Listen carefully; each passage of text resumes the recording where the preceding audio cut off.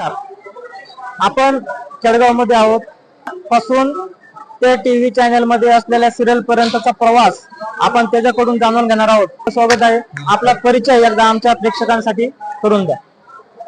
मी अनुज ठोंबे, ठोंबे सरांचा मुलगा. माझे पप्पा खुदभाऊ शाळेला शिक्षक आहेत आणि माझी मम्मी अर्चना ठोंबे ही मनोरमा मुक्ती मिशन या शाळेत शिक्षक आहे.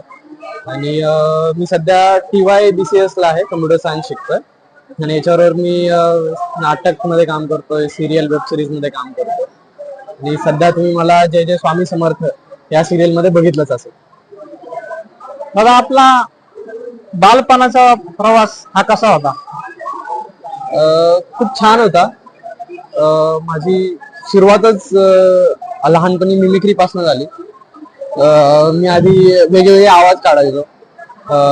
आदरणीय शरद पवारजी, रामदासजी आठवले किंवा लागिरे झालं जी सिरियल मधला राहुल्या, मी अशी त्यांची मिमिक्री करायचो. आणि युट्यूबला माझं चॅनल होतं, त्याच्यावर मी पोस्ट करायचे.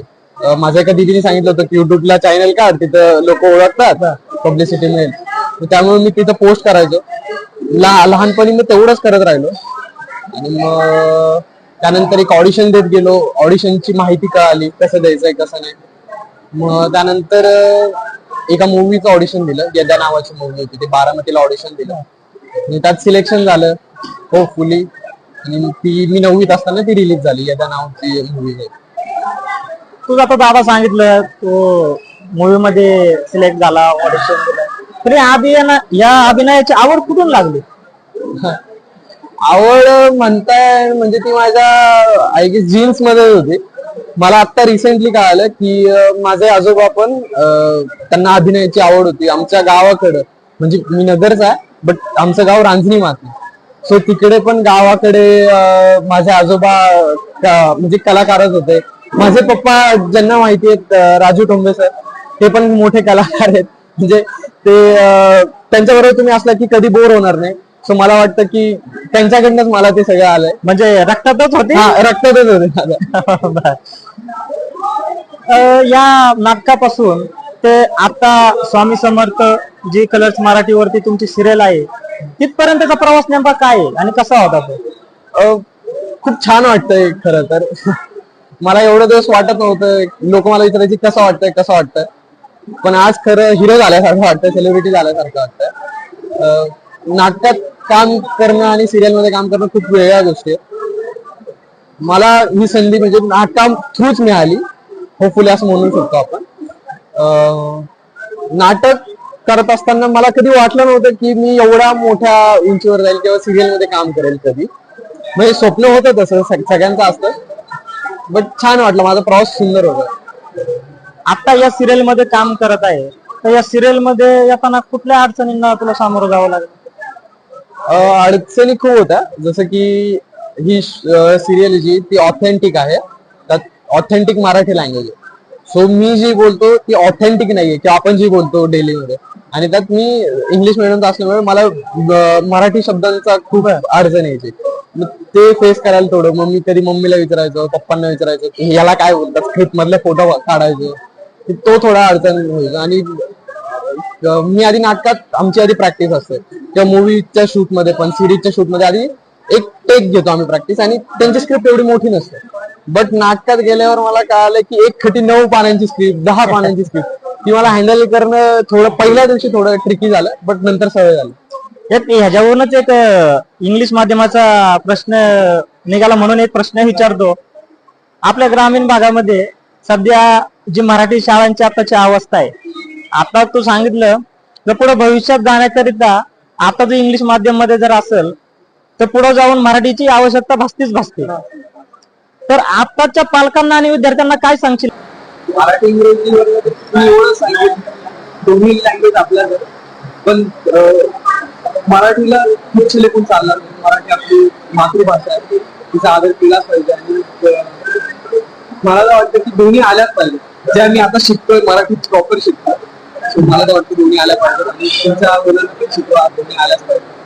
नक्कीच या दादाकडून आपण त्यांच्याच बोलण्यातून इंग्रजी माध्यमांबद्दल आलतं, तर आपण त्याच्याकडून ती सुद्धा प्रतिक्रिया जाणून घेण्याचा प्रयत्न केलेला आहे. दादा मला सांग, स्वामी समर्थ ही मालिका कलर्स मराठीवरती आहे. ती भूमिका काय आहे ती तू माझ्याशी बोललाच आहे, पण आमच्या प्रेक्षकांना सांगायला आवडेल का नक्की तू कोणत्या भूमिकेत आहे? स्वामी समर्थ या सिरियलमध्ये शिवाचं पात्र सांगतो. शिवा हा स्वामींचा नंतर भक्त होतो. तो अधिक वैराग्याचा मार्ग निघालेला व्यक्ती आहे. त्यांनी संन्यास पत्करला, घर सोडून आला. आणि मग स्वामी त्याला कसे मार्ग दाखवतात, कसे चालवतात ते सगळं आहे. या भूमिकेसाठी काय कुठे तयारी वगैरे केली होती? तयारीचं ऍक्च्युली एवढी मला करता नाही आली जशी नाटकाला आपण करतो. कारण मला सिलेक्शनच्या म्हणजे शूटच्या आदल्या दिवशी काल माझं सिलेक्शन झालं. तर मला कॅरेक्टर बद्दल जास्त काय माहिती नव्हती, बट मी जसं जसं शूट करत गेलो तसं मला कॅरेक्टर माहिती होत गेलं आणि त्यानुसार. आता तू इथपर्यंतचा हा प्रवास झालाय तुझा दादा, तर या प्रवासामध्ये कुटुंबाचा किती मोठा पाठिंबा होता किंवा काय त्यांचा जो आपल्यावरती हात असतो त्याबद्दल काय सांगशील? सगळं आहे हे त्यांच्यामुळेच आहे. मला आठवतं मी लहानपणी एक साला हवा युद्धाचं ऑडिशन तुझ्या व्हायरल, त्यावेळेस मी थर्ड राऊंड पर्यंत गेलो.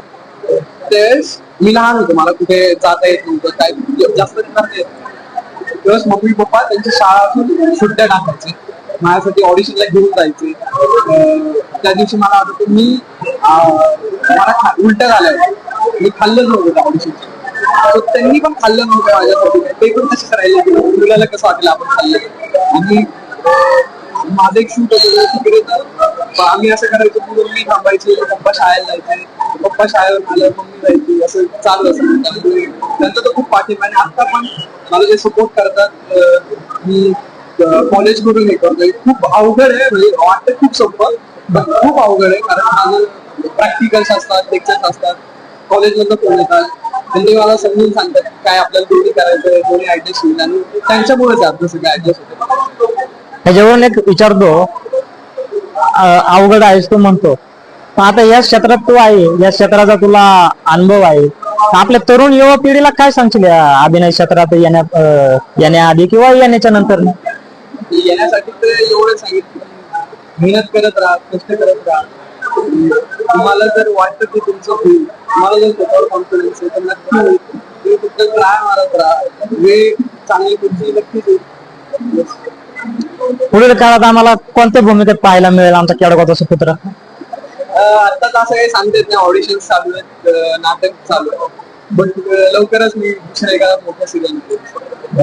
तू सुरुवातीला सांगितलं तू या क्षेत्रात येण्याआधी राजकीय नेते असतील किंवा अभिनय क्षेत्रात असणारे कलाकार असतील यांच्यातून मिमिक्री करायचा, आमच्या प्रेक्षकांसाठी एखादी मिमिक्री? मी आता मी शरद पवार. ओके. चुकलं तर मला माफ.